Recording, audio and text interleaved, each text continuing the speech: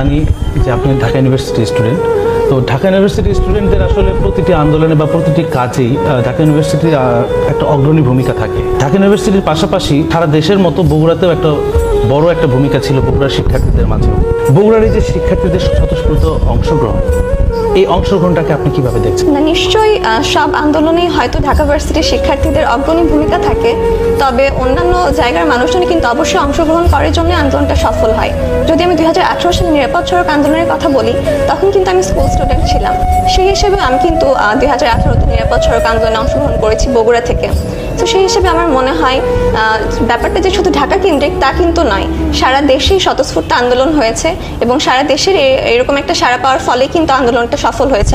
একটি আন্দোলন যখন করতে নামলেন, এই যে আন্দোলনটা আমরা যখন সারা দেশবাসী যখন আন্দোলনটি করা হলো, এই আন্দোলনে আপনিও একজন অংশীদার।